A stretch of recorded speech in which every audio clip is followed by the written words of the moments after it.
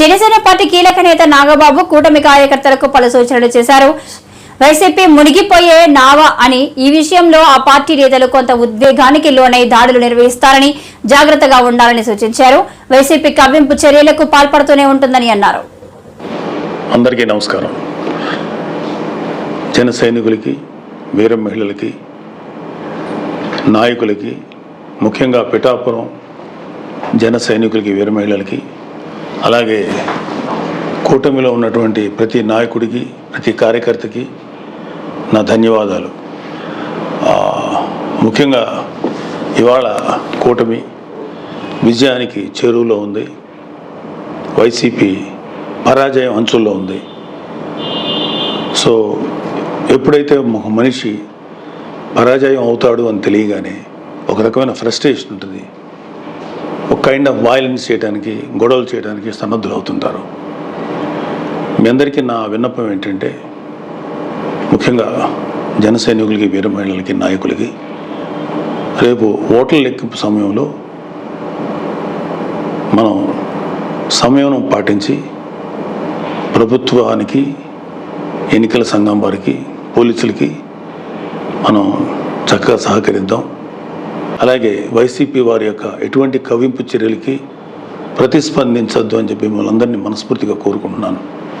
ఎందుకంటే ఏమీ లేని నాకు ఎగిరెగిరి పడుతుంది, అన్నీ నాకు అడిమడిగా ఉంటుందన్నట్టు మనందరం సైలెంట్గానే ఉందాం.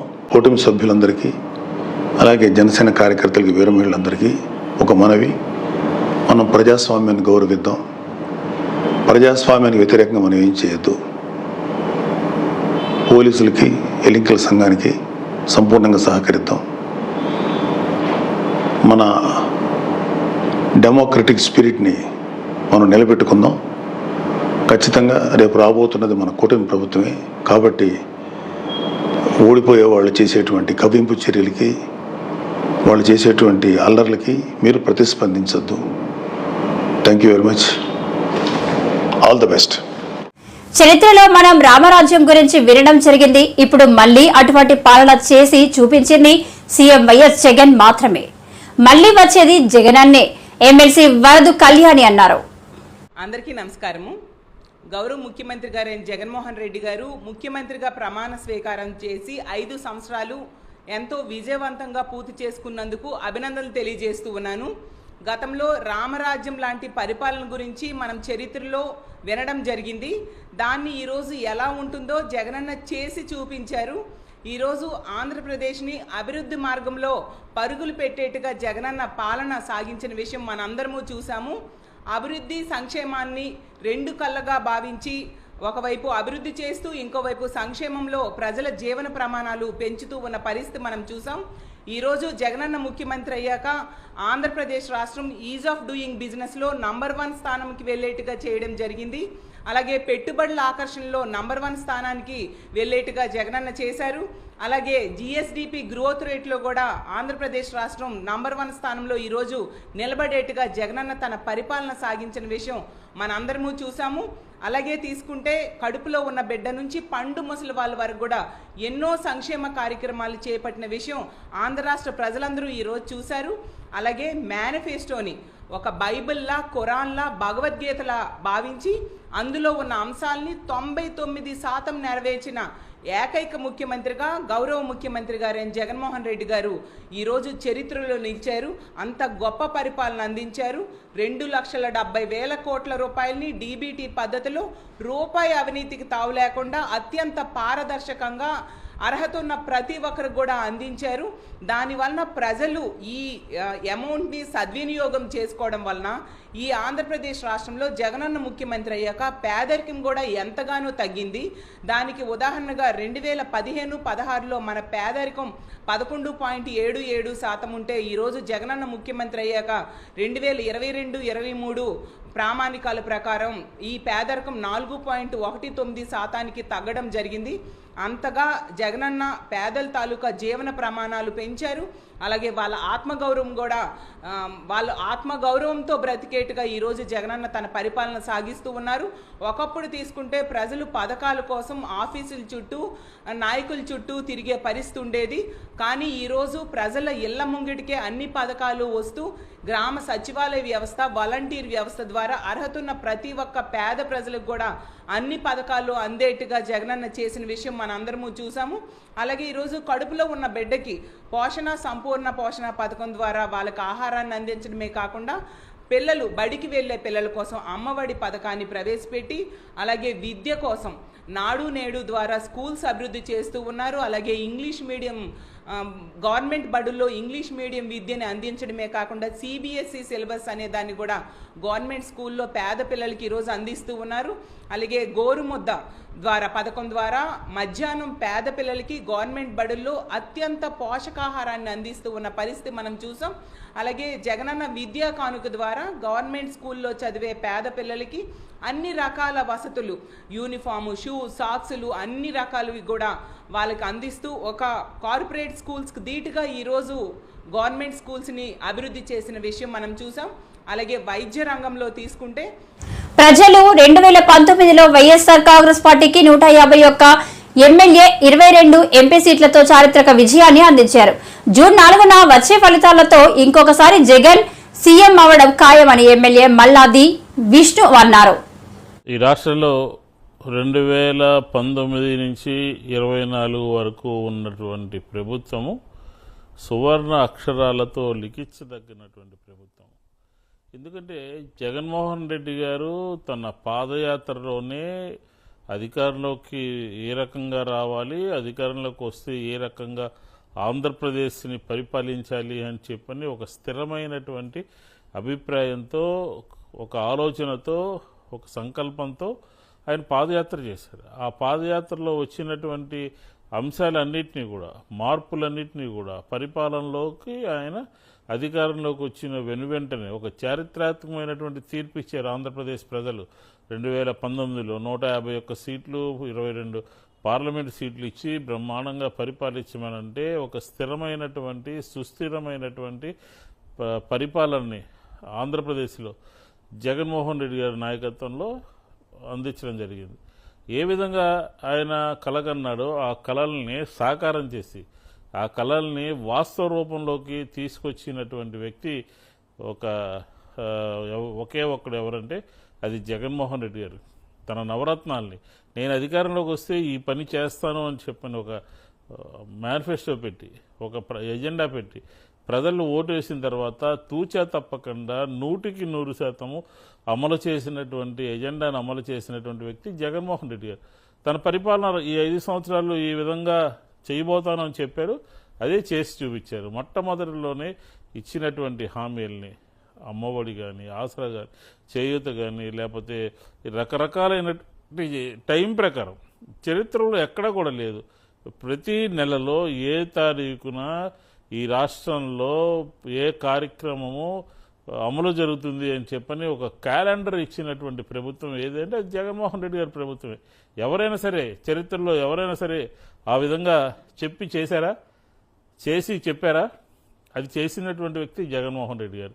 ఫలానా తారీఖున జనవరి 9వ తారీఖున అంటే ఖచ్చితంగా ఆ రోజు ఒక కార్యక్రమం ప్రజల ముందు పెట్టి ప్రజల అకౌంట్లో డబ్బులేసి, ఎందుకనంటే మా 5 సంవత్సరాల పరిపాలనలో 2.5 సంవత్సరాల పాటు కరోనాతో ఇబ్బందులు పడ్డా, ఆంధ్ర రాష్ట్ర ప్రజలందరూ కూడా ఇబ్బందులు పడ్డారు. కరోనాతో ప్రాణభయంతో ఇల్లు గడవక రోడ్ల మీద ఉండేటటువంటి కూలీలు కానీ, చిన్న వాళ్ళు కానీ, లేకపోతే ఉద్యోగస్తులు కానీ, దేవాలయాల్లో అర్చకులు కానీ, ఇలా రకరకాల సెక్షన్స్ అన్నీ కూడా ఆ కరోనా సందర్భంలో ఇబ్బంది పడితే అందరినీ నేనున్నాను అని చెప్పండి ఒక వ్యక్తి ఇన్ని వేల మందిని, ఇన్ని లక్షల మందిని ఆదుకున్నటువంటి ప్రభుత్వం ఏదంటే జగన్మోహన్ రెడ్డి గారు 5 సంవత్సరాల కాలం నేనున్నాను అని చెప్పని ఒక భరోసానిచ్చి శాంతి భద్రతలకు విఘాతం కలిగిస్తున్న సజ్జలను వెంటనే అరెస్టు చేయాలి దేవినేని ఉమా డిమాండ్ చేశారు. రాష్ట్రంలోని శాంతి భద్రతలపై సజ్జ రామకృష్ణారెడ్డి అనవసరపు వ్యాఖ్యలు చేస్తున్నారని మాజీ మంత్రి దేవినేని అన్నారు. కుతంత్రాలకి తెరలేపారు. మీ ఆటలు సాగనివ్వం. చాలా పకడ్బందీగా కౌంటింగ్ ప్రక్రియ దగ్గర చర్యలు తీసుకోవాలని ఎన్నికల సంఘాన్ని కోరుతున్నాం. అదేవిధంగా ఇటువంటి ప్రకటనలు చేసేవారి పట్ల కూడా అప్రమత్తంగా ఉండటమే కాదు, క్రిమినల్ చర్యలు తీసుకొని అరెస్ట్ చేస్తే సమాజానికి ఒక సందేశం ఇచ్చినట్టు ఉంటుంది.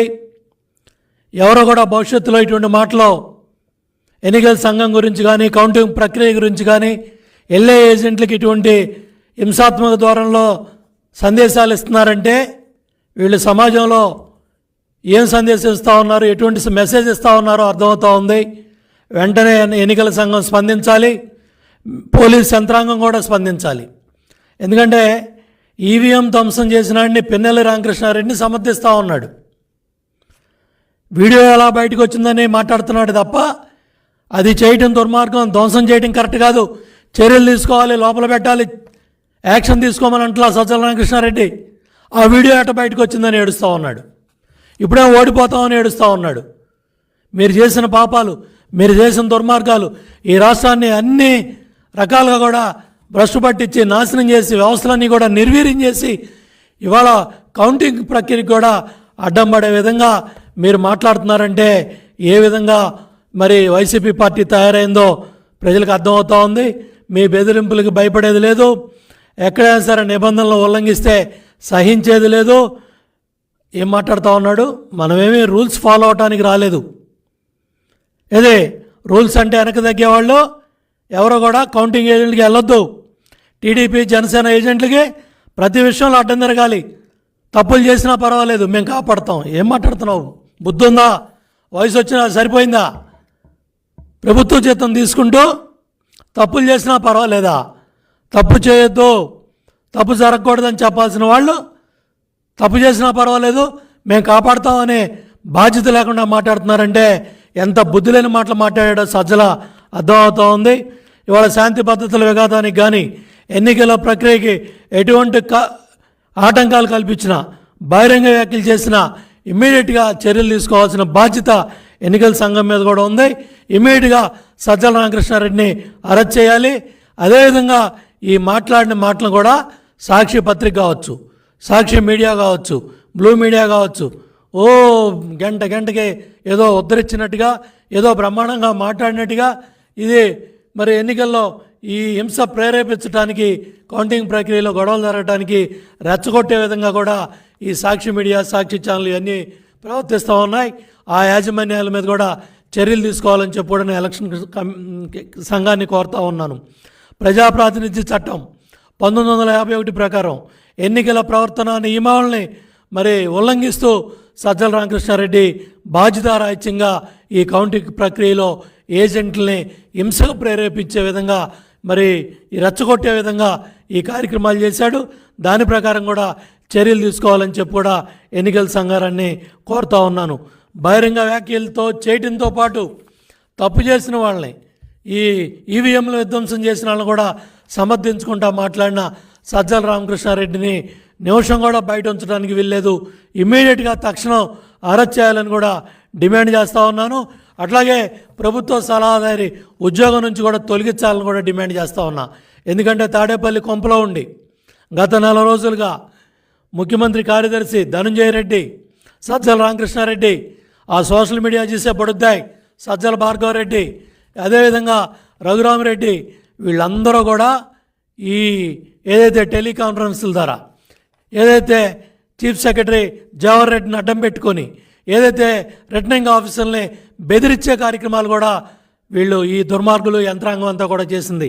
ముఖ్యమంత్రి కార్యాలయం దగ్గర నుంచి, తాడేపల్లి కొంప కార్యాలయం దగ్గర నుంచి నర్సీపట్నం మున్సిపాలిటీ పెద్దబిడ్డుపల్లి యాతపేటలో గురువారం ఉదయం నిర్వహించిన కార్డెన్ అండ్ సెర్చ్ కార్యక్రమంలో 37 వాహనాలు 3 లీటర్ల నాటుసారా స్వాధీనం చేసుకున్నామని డీఎస్పీ మోహన్ తెలిపారు. నర్సీపట్నం మున్సిపాలిటీ పెదబొడ్డుపల్లి యాతపాట్లో గురువారం ఉదయం నిర్వహించిన కార్డెన్ అండ్ సెర్చ్ కార్యక్రమంలో 37 వాహనాలు 3 లీటర్ల నాటుసారా స్వాధీనం చేసుకున్నామని డీఎస్పీ మోహన్ తెలిపారు. మిత్రులందరికీ నమస్కారం. నేను నర్సీపట్నం డిఎస్పీ. ఈరోజు నర్సీపట్నం టౌన్లో యాతపేట అనే కాలనీలో ఈరోజు సెర్చ్ అండ్ కార్డన్ ఆపరేషన్స్ చేశాము. నర్సీపట్నం సబ్ డివిజన్ స్టాఫ్ సహాయంతో చేశాము. ఈ సందర్భంగా ఒక 37 వెహికల్స్ 2 వీలర్స్ ఇంక్లూడింగ్ ఒక ఆటో కూడా మేము సెక్యూర్ చేసుకున్నాము. ఈ కాకుండా కూడా ఒక 3 లీటర్ల సారా లోకల్గా ఒక ఇంట్లో అది మేము సీజ్ చేసాము. ఈ 37 వెహికల్స్ మరియు సారాకు సంబంధించి క్షుణ్ణంగా వెహికల్స్ వరకు రికార్డ్స్ అన్ని వెరిఫై చేసి సంబంధిత యజమానులకి జెన్యూనెస్ వెరిఫికేషన్ తర్వాత హ్యాండ్ ఓవర్ చేస్తాము. ఏవైతే వెహికల్స్ జెన్యూనెస్ లేకుండా సరైన రికార్డు లేకుండా ఉన్నాయో వాటి మీద చట్టరీత్యా చర్యలు తీసుకుంటాము.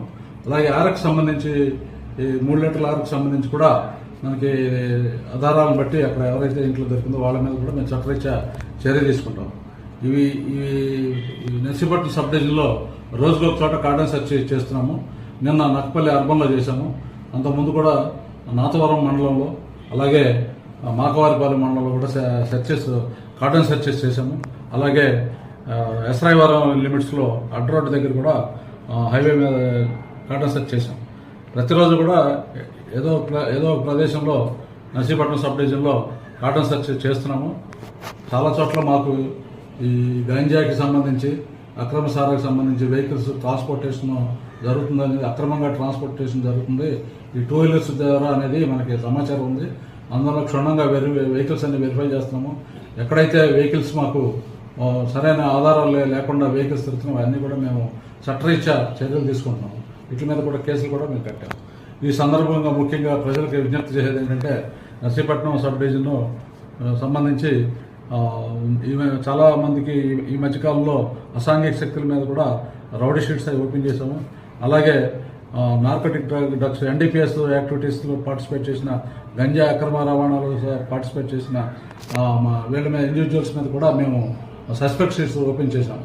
ఇప్పటివరకు మేము 5 సస్పెక్ట్ షీట్స్ 16 రౌడీ షీట్స్ కూడా ఈ గత 10 రోజుల నుంచి మేము ఓపెన్ చేయడం జరిగింది. వీళ్ళందరికీ హెచ్చరించేది ఏంటంటే అసాంఘిక కార్యక్రమాల్లో పాల్గొని ప్రజాశాంతికి భంగం కలిగిస్తున్నందున వీళ్ళందరూ కూడా కఠిన చర్యలు తీసుకుంటాము. తర్వాత గత 13వ తారీఖు జరిగిన జనరల్ ఎలక్షన్స్లో ప్రజలందరూ మాకు సహకరించారు. అలాగే రాజకీయ పార్టీ పక్షాలు కూడా మాకు సహకరించినవి. మేము పోలీస్ శాఖ నుంచి నేను వాళ్ళందరికీ కూడా నా కృతజ్ఞతలు అభినందనలు తెలుపుకుంటున్నాను. అలాగే రాబోయే జూన్ 4వ తారీఖున కౌంటింగ్ ప్రక్రియ జరుగుతుంది. ఆ సందర్భంగా police act 30 police act 144 section CRPC తర్వాత మన ఎలక్షన్ కోడ్ కూడా అమల్లో ఉంటాయి. అందువల్ల దయచేసి ప్రజలందరూ కూడా పోలీసు వారు తీసుకునే చర్యలకి అలాగే సహకరించవలసిందిగా కోరుచు ఈ సెక్షన్లు అమల్లో ఉన్నందున పై చెప్పిన 144 సెక్షన్ అన్ని కూడా అమల్లో ఉన్నందున ప్రజలు 4 కంటే కూడా గుమిగూడి ఉండరాదు. అలాగే కౌంటింగ్ ప్రక్రియ సందర్భంగా ఎటువంటి పందాలు కాయకుండా జయాపజయాలని మనం అతీతంగా ఉంటూ పోలీస్ శాఖకు సహకరించవలసిందిగా నేను నా విజ్ఞప్తి. తర్వాత రౌడీ షీటర్స్ మీద పూర్తి నిఘా ఉంది. వాళ్ళ మీద వాళ్ళు ఎటువంటి అసాంఘిక సంఘటనలు కానీ అవాంఛనీయ సంఘటనలు కానీ పార్టిసిపేట్ చేస్తే తీవ్రమైన కఠిన చర్యలకు వాళ్ళు బాధ్యత అవుతారు. అందువల్ల వాళ్ళు కూడా అప్రమత్తం ఉండాల్సిందిగా కోరుచున్నాను. ఈ సందర్భంగా ప్రజలకి విజ్ఞప్తి ఏంటంటే పోలీస్ శాఖకి ఈ కౌంటింగ్ ప్రక్రియ ముగిసే వరకు కూడా పూర్తిగా మాకు మేము తీసుకునే చర్యలకు సహకరించవలసిందిగా కోరుతూ కొన్ని చోట్ల మేము అసౌకర్యాలు. ఎన్నికల ఫలితాల్లో టీడీపీ విజయం తథ్యమని పార్టీ అధినేత చంద్రబాబు సీఎం కాబోతున్నారని తెలిసి అధికారుల్లో వణుకు మొదలైందని టీడీపీ రాష్ట్ర అధికార ప్రతినిధి ఆనం వెంకటరమణారెడ్డి అన్నారు. పారిపోయేందుకు సిద్దమవుతున్నారు. టీటీడీలో ధర్మారెడ్డి పెద్ద బ్రోకర్ అని, కరుణాకర్ రెడ్డి చిన్న బ్రోకర్ అని విమర్శించారు. అనే విషయం మీరు అందరూ గ్రహించాలి. ఈ రోజు ఒక ఆఫీసర్ గురించి మాట్లాడతాం. అతను ఆఫీసర్ కాదు, ఒక బ్రోకర్. ఈ బ్రోకర్ తిరుమల తిరుపతి దేవస్థానం టీటీడీలో పెద్ద బ్రోకర్ ధర్మారెడ్డి గురించి మాట్లాడారు. దాని తర్వాత కింద ఉండే చిన్న బ్రోకర్ కరుణాకర్ రెడ్డి గురించి కూడా మనం మాట్లాడతాం. వివేకానంద రెడ్డి వైఎస్ వివేకానంద రెడ్డి మర్డర్ కేసులో బ్రోకర్ ధర్మారెడ్డి ఢిల్లీలో హోమ్ మినిస్ట్రీలో లాబియింగ్ చేసేడా లేదా? లాబియింగ్ చేసి అవినాష్ రెడ్డిని బయటపడేదానికి ప్రయత్నాలు చేశాడా లేదా అనే విషయం మీకు చాలా సార్లు మేము మాట్లాడాం. చేశాడు చేశాడు చేశాడు అని ఈరోజు నేను చెప్తున్నా.